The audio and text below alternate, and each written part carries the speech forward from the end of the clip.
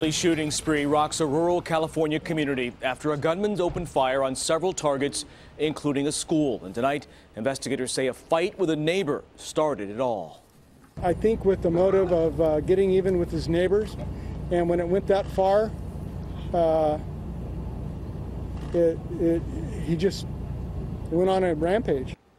5 people are dead tonight, including the gunman. 2 children were among the injured, one of whom is recovering at UC Davis Med Center tonight.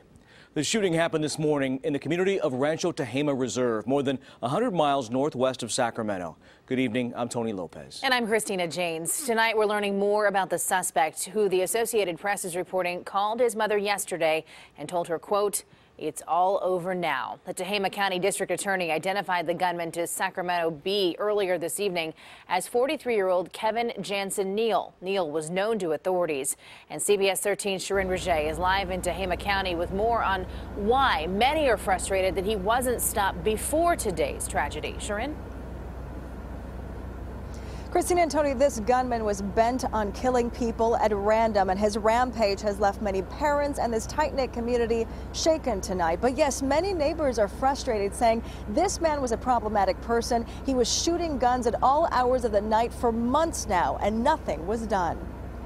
I was panicking. I had just dropped my son off. Christina Vaughn sits around the dinner table, shaken yet relieved that her 6-year-old son Johnny is safe tonight. I was just grateful the minute I heard that it wasn't him. She told us to get down. I'm happy that nothing happened to me. The gunman's rampage began near his home here on Bobcat Lane. Tehama County Sheriff's officials say it started as a dispute with a neighbor, a woman who had a restraining order against him after being allegedly stabbed in a January incident. That woman and another man are now dead. This guy was on a killing rampage.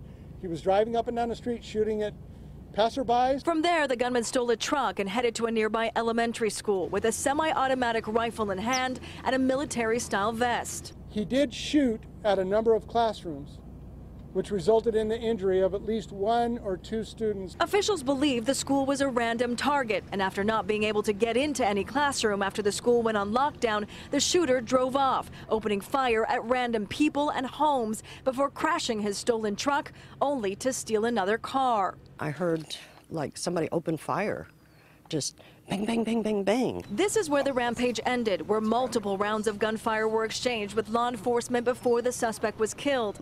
And now neighbors and families like the Vaughns left in utter shock of what unfolded in their rural, tight-knit community. So devastated for the families. And others say more needed to be done to stop this maniac, who's been a known problem. If somebody would have paid attention to the complaints, this could have all been avoided.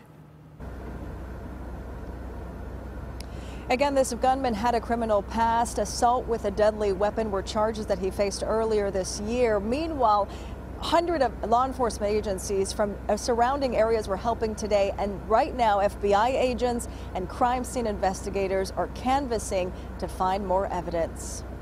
Much more to come on this. Sharon Raget live in Tehama County tonight. Thanks, Sharon. As we said, one of the youngest shooting victims is being treated at UC Davis Medical Center tonight. 6-year-old Alejandro Hernandez was shot in the chest and the right foot during the shooting at Rancho Tehama School.